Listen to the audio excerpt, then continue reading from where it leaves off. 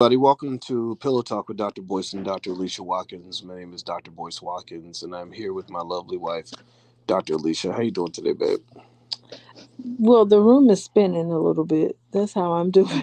Oh, Let me oh, tell you why an open bar at that place. you always ask for the open bar.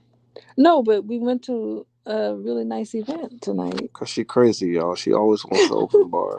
Well, there was an open bar and I took advantage of it. Yes, you did. And you had some wine, and I looked out for you. You did. You looked out for Yeah, me. so I don't But know if she's gonna be able to take full responsibility for everything she says tonight, and we are going to make this a short pillow talk. the room is spinning a little bit, but Is I'm it? okay. Okay, okay. So everybody are welcome. I know that it's the middle of the night, but we decided we met some of you. We met some of you tonight who said that you watch excited to meet you and so inspired that we said, let's jump right back in. Let's jump in and start doing this more often because there's so many of you that show appreciation. We appreciate that. And you can also, even if you catch us online anywhere or you see something in Instagram, particularly, and you have a question you want us to address or an issue or a topic, don't hesitate to send us any topics that you think would be good to cover on the Pillow Talk. So I'm going to say hello to Robert Thompson and Kill the Captain. And do me a favor, give me a yes in the chat if you can hear us, okay? Let us know. Let us know if you can hear us. Hey, Lynette Perry, how are you? I'm going to make sure I'm coming through okay. And we're not going to go for too long because Alicia's ready for bed. Let's just say that. And I see Anthony Green and Ivy Yancey and Robert Thompson. Thank you for the yeses, Ivy and Robert. I appreciate that. All right, we know that it's late, and some of you are going to catch the recording. That's totally cool. But we just decided to go ahead and go live just whenever. We try to be free spirits in that way. Yeah. So shout out to Julian Gordon and Yes. Multifamily Movement. That's Yeah. what's up. We had a good time tonight. We were in New Orleans, and Yeah. that's us. We stayed at that fancy Shea Whitey hotel, the fancy schmancy hotel, and then also that's a picture of me and my brother Lawrence who was here, and I love my brother very much, and that's Alicia Smiler. She's sitting next to D1. D1 Yeah. is a buddy. He's like a relative actually. And happy birthday to his date, Yeah, Bree. what's her name, Bree? Yeah, Yeah, her name Bree. is Bree, and today was her birthday. Oh well, happy birthday to Bree. That's right. That's nice. Yeah, yeah. So we came down to New Orleans to have some fun, and we saw this thing online that we just had to address in the pillow talk. We thought it was really interesting, and I'd like to get your thoughts on this. So I'm gonna read. I'm just gonna jump right into it. So the question is, I'm taking my boyfriend and our kids on a family vacation. He feels like I'm wrong for not including his kid. I told him he or his baby mother can pay for their kid if they want to go. I feel like that's not my kid, so that's not my responsibility. And then she says, I'm a wrong. I think she's asking, am I wrong? So what do you think? What do you think? Do you think she's wrong, or do you think that it's okay for her to plan a family vacation to pay for her boyfriend and her kids? Which that right there is kind of interesting, right? Like, what is he contributing? But then she tells him, you can't bring your kid. I'm only gonna pay for my kids and you. No, I think she's saying you could bring your kid, but you got to pay for him. Well, let's see. Wait, let's read it again. She says, I'm taking my boyfriend and our kids on a family vacation. So she's paying his way. It sounds like she says, I'm taking him on a family vacation. Yeah. He feel like I'm wrong for not including his kid. I told him he or his baby mother can pay for their kid if they want to go. Oh, so he's saying the kid can go, but she's not paying for She ain't everybody. paying for Well, it. I don't think she's wrong. She ain't paying for him. I don't think she's wrong because number one, I'm trying to figure out why your woman taking you on vacation like you wanted the kids.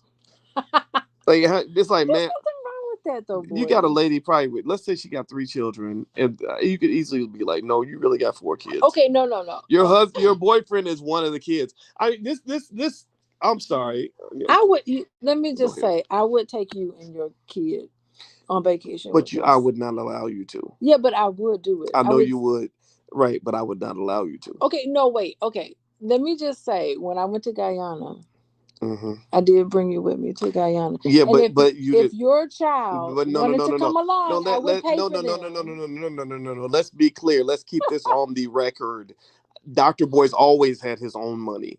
I was a millionaire when we got together, so let's not even play like Yeah, that. but it Because didn't because matter. the internet will run away with crazy rumors. Like they seriously, like I no, no, no, no, no. I had my own money, and no, I would don't no, no, no, no, But no. it wasn't really my money. It was the government's money. Well, yeah, but either way though, And I was still like, I'm taking no, you just and as a matter of pride, I would never ever be included in any paragraph that involves somebody like my woman paying for me to like really? go on a vacation. No, I just don't do it. No, it's not Oh, appropriate. come on. So here's the deal. So with this guy, so she's saying that she's taking her boyfriend. Well, first of all, it's a boyfriend, so it's not a husband, which means that it's a different kind of relationship. That right now, if she was taking her Ooh. husband on a trip and her husband had a child, then that would seem more appropriate for her to expect. Like hers is, what's his is Well, if mine. you're married, then it's both of them paying for it, really.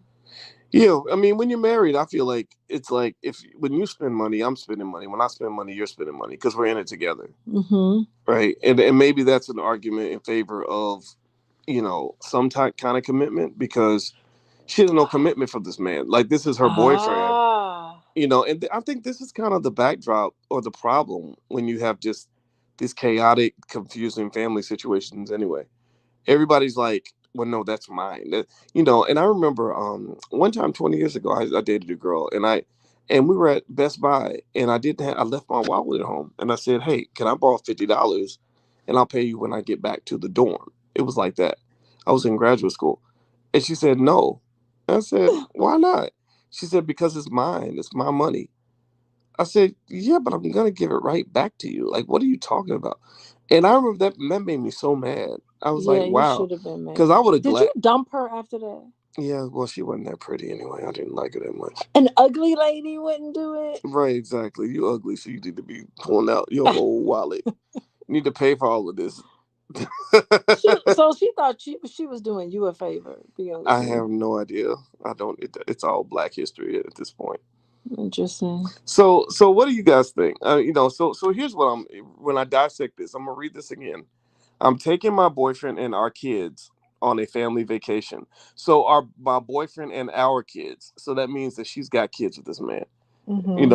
Which is I think that there's some old school people who would say it's not like why are you having all these children with a man you're not married to that. But then again, maybe the options aren't there. I don't know.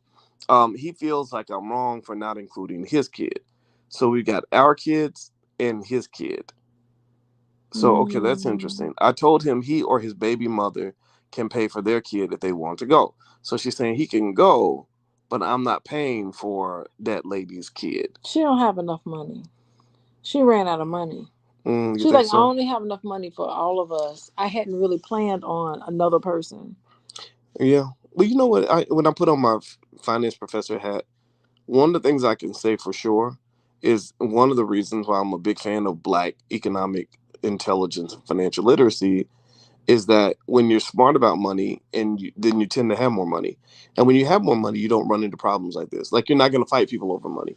Like if I got Mhm. like just this for example, when we're going out of town for an extended period of time, one of our girls asked if her friend could go, and money didn't even cross my mind. It wasn't like, oh, well, that's another mouth to feed. We got, if we go to McDonald's now, we got to pay for 3 kids instead of 4 kids instead of three. We're not thinking that way because we're financially secure, right? And I think that's a big reason, for parents to put their children in a financially secure position because, when the money problem is kind of gone, you can make decisions based on what you actually want to do, as opposed to fighting over money. Or maybe she's just not that into him. Maybe, Maybe she's just like, I don't really care for him so much. So I ain't paying for this child. I don't see any future in this. maybe. I don't know. All I know is it sucks for the kids, and that's another Yeah. problem. Like when we have these crazy, confusing family situations, Mm-hmm. it's confusing as hell for the kids. The kids are just like, I just want to go to Disneyland like There they everybody go. else, and they don't know why, and I get that. Oh, Down that I understand because I know, even though my father, I had my biological father, and then I had my stepfather who raised me, but he's really my father, and I didn't even notice that they saw me differently from the other cousins. who saw you? His side of the family, they Ah, loved me. I was cool. I fit in, but I didn't quite fit in completely the way they did. You know, you felt like it, an outsider. no, not really. I mean, Okay. it's just more like little things I look back on where they did things differently for them than they did for me. It was Ooh. because I wasn't their kid. It was my father's job to be paying for me, not my dad who raised me. Like, but he just took that responsibility on.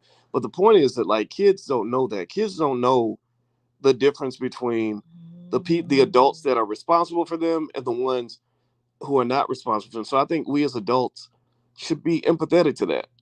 Like, to me, it's like, even if the kid knows, I might tell the kid, look, I'm not your daddy, but if there's something that the daddy would provide that isn't expensive for me, I would probably provide it.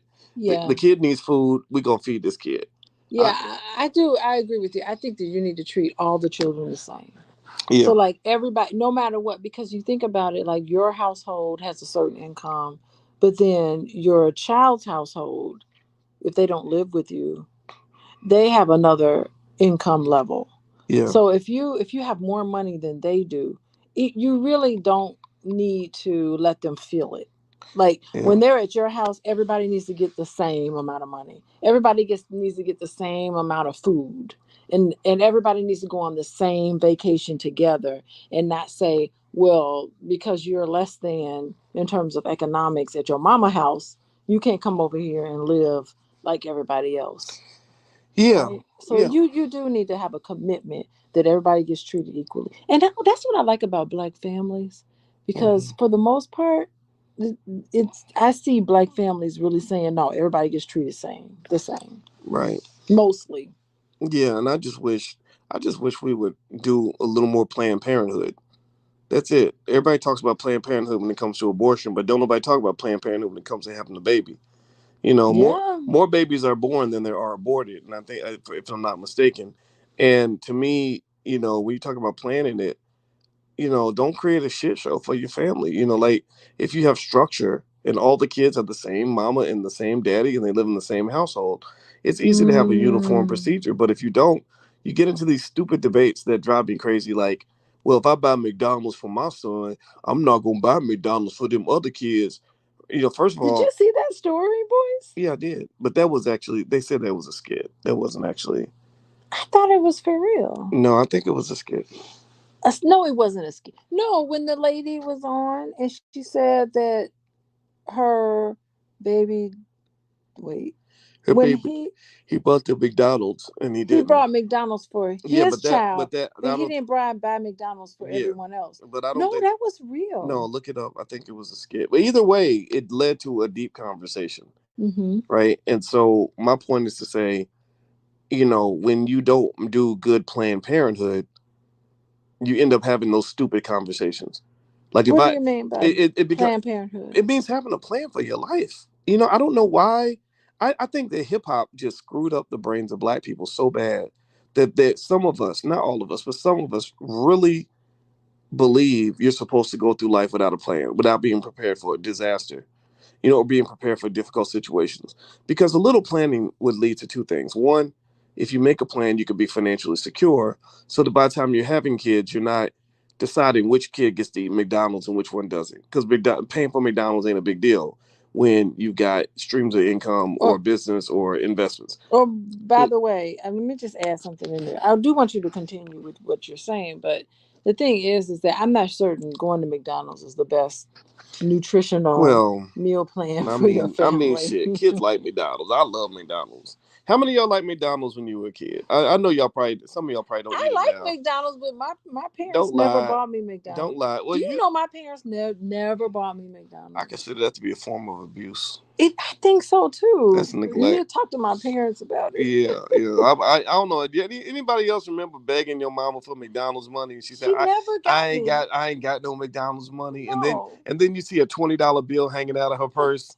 and you would just get so mad because you could buy like French fries and a burger for like $2.50 at that time. Yeah, my mom was like, I'm not paying $3 for a burger. Right, and that's just abuse. She cooked. My mom cooked every day. Well, your mom kept you healthy too. Like it's probably not like a badge of honor that my mama took me to McDonald's. But either way You though, were so rich. I didn't like that whole debate where it's like you got your children fighting over scarce resources because you didn't make a plan for your life. You're bringing kids into this damn world. You ain't got a pot to piss in. You haven't. There's no structure there. You got babies, mamas everywhere, baby daddies everywhere. Like I really just think that we need to declare war on broken family. On the broken family structure. Mhm. Like I'm not on broken families, not on single mothers, not on single dads. I don't. I'm not saying that. I'm saying we gotta really just kind of just understand like a lot of these situations are preventable and you got to get help, get your therapy, get your mentorship or whatever. But and I don't know what did it, but just there's like a decay in the thinking and the planning. So what happens is that when you have a chaotic situation where it's like you got four kids coming into the world, it's like, and each kid is like, well, your daddy does this and my daddy does that. Every kid got a different daddy. Everybody's daddy treats them different. I got McDonald's, you ain't get no McDonald's because your daddy's in prison. That's just a mess. Yeah, It's just a damn it mess. is. And I really think that if there's not enough income or if there's not enough money for everybody, then we don't go. Hmm. If we can't afford for all of us to go on this vacation, then none of us get to go. Yeah, Or if we can put our resources together so that everybody gets to go, then we all get to go. yeah, Like that would be great family planning. Because I mean things happen, boys. yeah. So let me go and let me pull back. By the way, you're listening to Pillow Talk with Dr. Boyce and Dr. Alicia Watkins. My name is Dr. Boyce Watkins. I'm a finance professor. My wife, Alicia, is a licensed therapist who has been seeing couples for many, many years, and she's also a full professor of social work. So what we like to do is have intelligent conversations surrounding areas related to love and money and everything in between. If you'd like to learn more about what Dr. Alicia does, you can go to coachingwithdralicia.com. And also, if you'd like some free resources on drama free lifestyles when it comes to money and relationships, just visit boyceandalicia.com. We have free resources that you can pick up. Also, you can subscribe to the platform there. All right, so let me just kind of read this one more time and I'm going to give a summary on my response. I like your summary, babe. Okay, you ready? Hmm. You ready? All right, here we go. So I'm gonna read this question, and then I'm gonna give my quick response. What I would say to this young lady if I was talking to her. I'm taking my boyfriend and our kids on a family vacation. Okay, that's where I interrupt and I say, you should not be taking him on family vacations. He should be chipping in. Like I would just say, like, what is his contribution, or are you paying for everything? That right there sets the wrong Well, precedent. I think it's her idea. Maybe the vacation is her idea and she's sparking Yeah, I get the it. whole vacation. I get it, but he should still contribute. I just feel that that's just important. I believe in a little bit in gender roles, and I think as a man, it Yeah. should be a little embarrassing to him if she's paying for everything, Well, she's like, it's including my idea. I'll pay right. for it. That's what it's gonna be. Right. So Okay. here's what's interesting. So she says he feels like I'm wrong for not including his kid. I told him he or his baby mother can pay for the kid if they want to go. So what's really happening with him is he's seeing a transfer of power. This is what happens when men get emasculated and women become the masculine creatures in the family. It's when the man converts himself into what Dolores Jones refers to as the hobosexual. The hobosexual is the guy who is there to have sex with the woman, but he's bumming off her financially. That is not in a man's nature. It is not in a man's nature for you to be broke, laid up with a woman, taking all the goodies and not contributing to the household. You get your ass up there and you work. You go find a way to contribute something.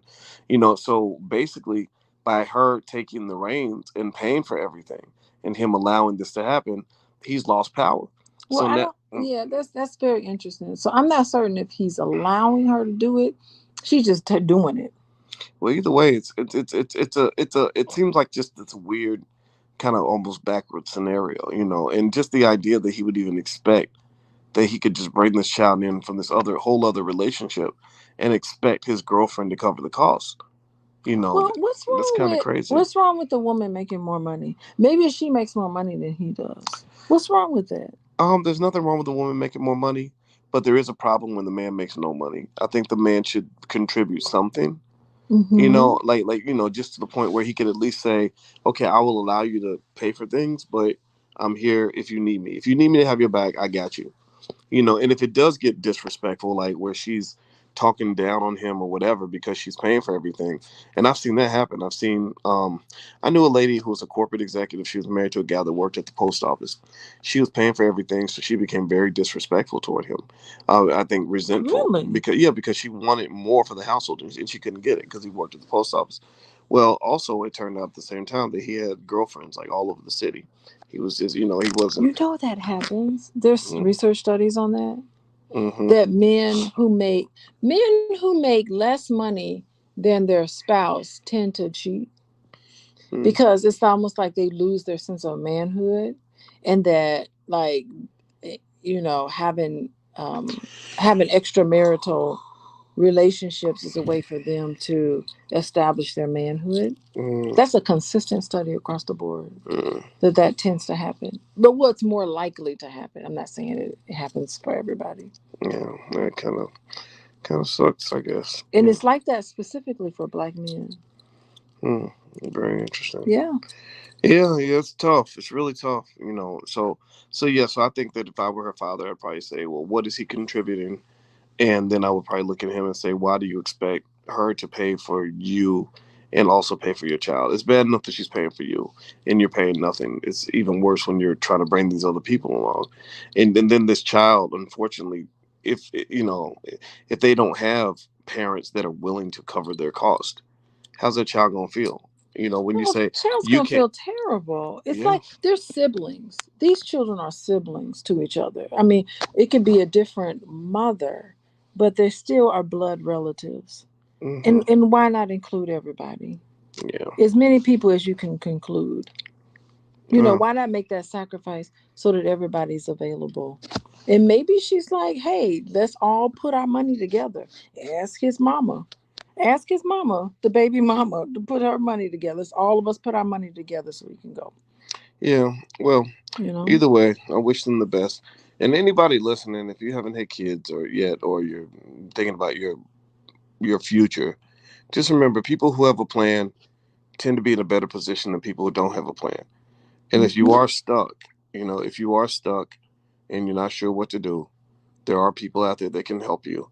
There are books out there you can read. There's courses you can take. There's stuff on YouTube University.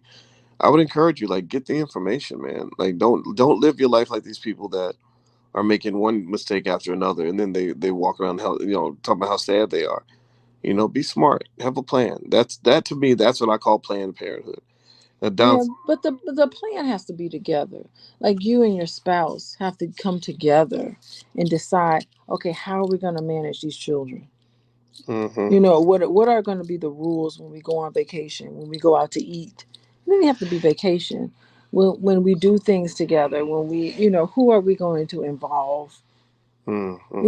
Christmas time, everybody needs to get the same amount of gifts. You don't want one set of children to get gifts and then the other set of kids don't get no gifts. Right. That's just trifling. I mean, I don't think that's fair for the I children. think it's demonic for a parent to do that and take better care of one child than the other. Like Yeah. they're literally setting those poor kids up for a lifetime of And pain. kids notice. Kids, you think children don't notice? Oh, They kids notice notice. who gets more and who doesn't. Yeah. And that Yeah. creates such animosity, and then you feel like you're less than, and Mm-hmm. it creates like a problem between the children. Yeah. Yeah. Let's say Yeah. Don Scott says Dr. Boyce, you called it right about Elon Musk backing out of that Twitter deal. Yeah, that writing was on the wall, Don. But what I do think is going to happen is it's very rare for a company to be able to back out of a merger plan. What he's trying to argue is that Twitter just had I think it's a materially adverse effects. I think they call it MAE, and it's very rare that you can win a lawsuit based on MAE. So what's probably going to happen is they're going to force him to buy Twitter, but he's going to pay a lower price. So What is up with Elon Musk? Like, I think he's got commitment issues. Like, it um, seems like his personal life and the fact that he married that lady twice and he's got all these baby mamas. I'm sorry, Elon Musk has got how many baby mamas now? Probably about four. I don't know. You know, 4 or 5 baby mamas. There's something with him when it comes to like commitment and when it comes to him like following through with his plans. Like this whole deal with Twitter, to me, it just mirrors his entire interpersonal relationships. Well, it'll be interesting. I don't know. I mean, maybe Like he's. there's something to that. Well, you know. I mean, there probably is. I You don't. don't think so, really? Yeah, I mean, I don't doubt it. I don't doubt it. I mean, I see with him. I expect almost anybody that's done what he's done to be a little weird, like or a guy like say a Michael Jordan. Michael Jordan's mentally disturbed because he had to have some kind of pain that fueled his passion. So Mm-hmm. with Elon Musk to work as hard as he works and do all the stuff that he's doing, I know that feeling. Just being in beast mode all the time when it comes to work, it creates a distorted personal life. When I used to just work nonstop, I had a very distorted, very imbalanced personal life. You You feel know, you're more balanced now. Do you feel like because you're married that you're a little more, you've lost your edge? Have you lost your edge, boys? well, I Have I did. softened you now? Well, the thing is, I probably, but the thing is, I was intentional about that. Again, I make plans. I make 5, 10 year plans for my life. So my 10 year plan was in my 40s, I want to settle down and get married and live like regular people. In my 30s, I didn't want to do that. In my 30s, I was single. I was happy being single. I was not looking to marry anybody. Wait, if Um, we dated in your 30s, are you trying to say you wouldn't marry all of this? You um, wouldn't want to put a ring on this, well, I think you're gorgeous, and I love you.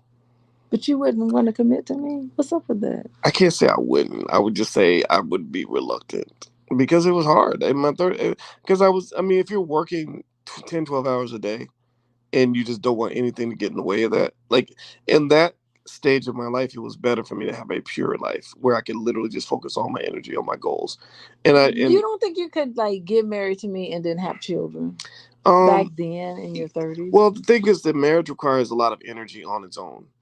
It's like, I mean, marriage really is like a project in itself. I don't know how many married people are in here, but like you got to really be ready to commit yourself to all the shit that just comes with like, managing a family. It's hard work, so I just didn't at that time feel like it would be something that would be good for me based on the fact that I was so overly I had these unfulfilled desires. Like I wanted to succeed at the highest levels. I wanted to be There are a really lot good. of successful men who got married in their 30s and they haven't been able to do it. Yeah, but there's a lot of those men are also in divorce court, and I didn't want to end up in divorce court. So because I had a lot of friends who were divorced, so I just said, okay, instead of dragging another person through all this, especially being an entrepreneur, where 1 month you got money, next month you're broke, then you got money again, then you're broke.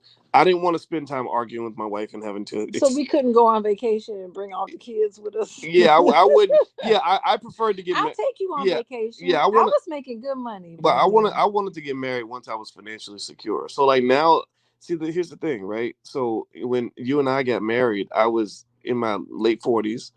I had already achieved almost all my every goal I ever had, every dream I ever had. I achieved almost all of them, and I had money. I had plenty of money in the bank. I don't get it. So I it don't know. Like, I don't know why men feel like they can't get married until they got their money a certain way. Like, um I don't get that. well That's because not what we as women really want. because men not I can't speak for all men. I can only speak for ambitious men.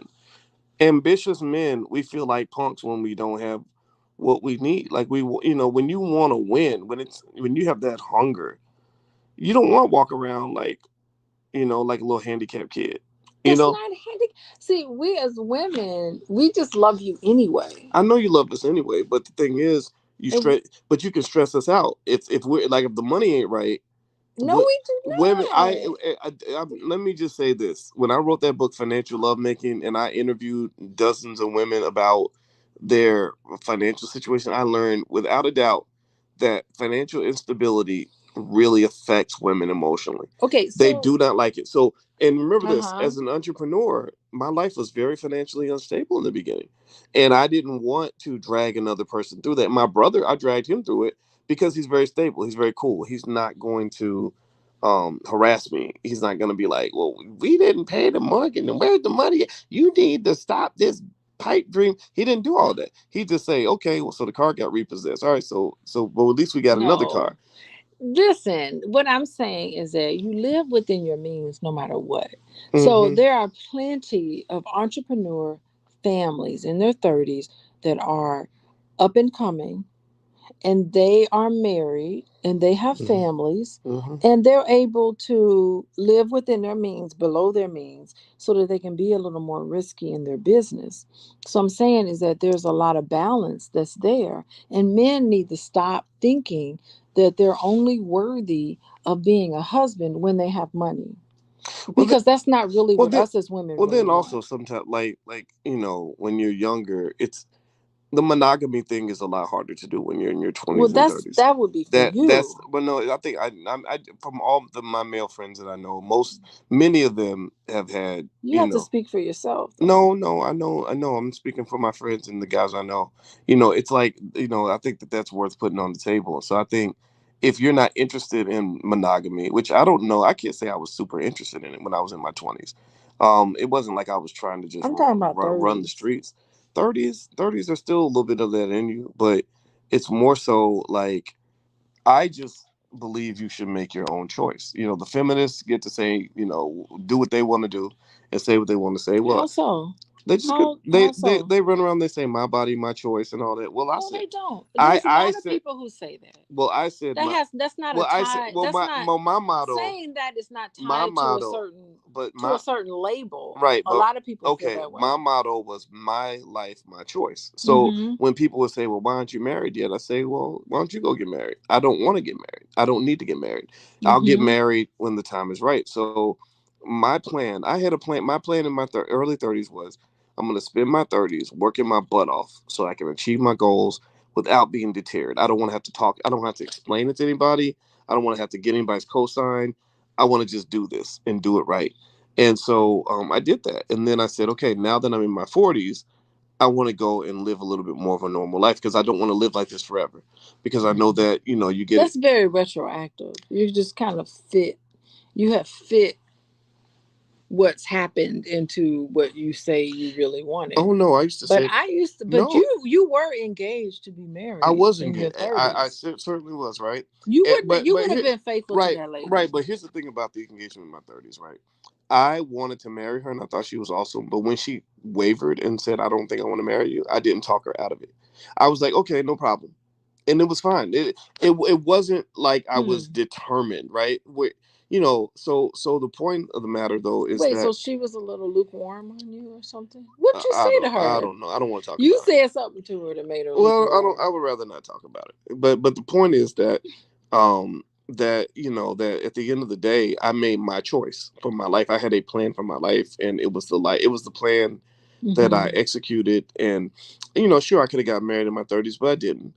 And and in my 40s, I was like, okay, now I want a different experience. So I personally think people have the right to make the choice they need to make. And one of the things I always tell guys, and this is where people thought that I didn't like Kevin Samuels, and that's not true. I thought Kevin Samuels was smart in some areas, but in How so?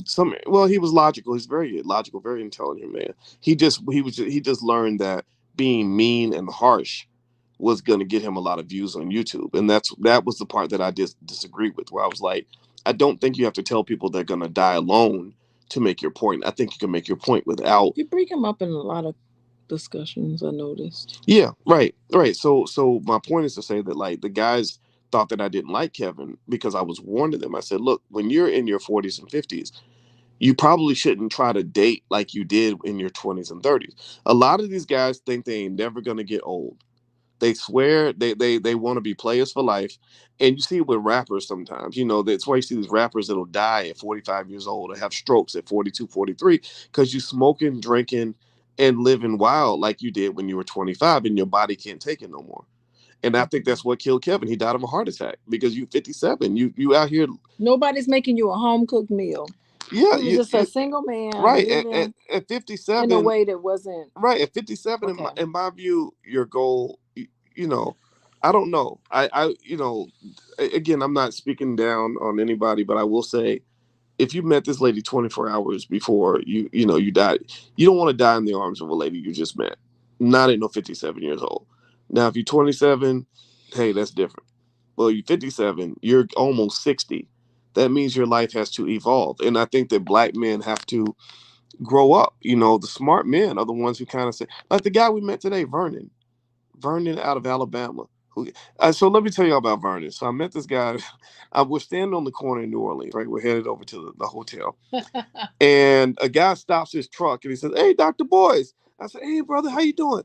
And he said, "Hey, man, I listen to you. I listen to, oh, Dr. Alicia, I listen to y'all's people talk." Right? So me and Bernard are just chopping it up, going back and forth. Coolest guy in the world. He's in the pickup truck. I'm waiting for an Uber. And I said, "Hey, man, can you give us a ride?" And, that way we can keep talking. And we can get a ride to the hotel. And he said, "Sure." So we got in the car with Vernon. Check this out. Vernon has been married 33 years. He served as a U.S. Marshal for a long time. He's a retired U.S. Marshal, retired military. Shout out to everybody in here that served the country. I appreciate you. He had a ton And of the Air Force. he had a bunch of money in his 401k. I won't tell you what the amount was, but he was doing good, and he also had started buying property. And he literally actually told me that he said, "You were the reason I quit my job." And I said, "Man, wow, that's amazing." And to me, what I liked about Vernon? Mm-hmm. You know what I liked about him? What was that? He was a grown ass man. Yeah. He was a man who had Yeah, made but he was married 30 years and he right. was fine with that. Okay, that's true I too. mean, he flies in the face of everything that you That's just have no no sitting no here no no talking no no no about. no no. But what I'm saying to you though, right? You're By right. the way. Okay, excellent point. Excellent point. So you're Excellent. not speaking for all men. Excellent point. I'm not speaking for all men, Okay. but I am saying my point with Vernon is to say that Vernon is a guy who lived his life as a grown ass man. He didn't, he didn't just He's not because immature. what they do is they end up like hip hop music convinces a lot of black men to live like teenagers. Like it just kind of presents these 40-year-old guys running around here like little kids. And you see it on the internet. You see 45, 50-year-olds arguing like little children. It's embarrassing. It's pathetic. And I just really think as black people, we have to raise the bar. So overall, long story short, I don't think anybody has to be forced to be married because marriage is hard. And I think people should do it if they want to do it. If they don't want to do it, they shouldn't be pressured to do I it. don't think marriage is hard. I think the people who get married sometimes make it difficult. Either way. More difficult than what it has to be. And I think that we bring so much of our baggage. A lot of us have baggage. So like this lady with this pillow talk, this lady and this her boyfriend, they're bringing their baggage into the relationship. So it's not the marriage that's difficult or relationships that are difficult. It's really just what you bring to it and your background and some of your triggers and some of your issues you bring into the relationship. Yeah, How could you not? or I think that it's just hard in the world we live in. I think we live in a world that encourages people to be selfish and to want what they want and to believe that if you can't get what you want in your relationship, then you should end and you Why should can't you get end it. why can't you and your spouse get what you want? Like boys, No, no, no. why can't we be fabulous with ourselves with each other? I think we can. And I think why can we not live? because human beings are not the same, and No, it's your two mind. people may have different goals. So the man may say, "I believe I want to be." To me, freedom means this. If the woman may say, "Well, if you do this, then I'm going to divorce you because that means you're mistreating me," right? And so I mean, so ultimately, I think overall, it's easier in a selfish world for people to find their bliss individually. But what I think they forget is that if you can humble yourself to be Mm-hmm. part of a collective, you can get a whole lot more done. Like it's easier, Mm-hmm. like so like this single parenting thing. It's really hard to be a single parent. It's hard to be a single mother. It's hard to be a single father. Well, it's easier to be a single mother than it is to be in a relationship where there's abuse.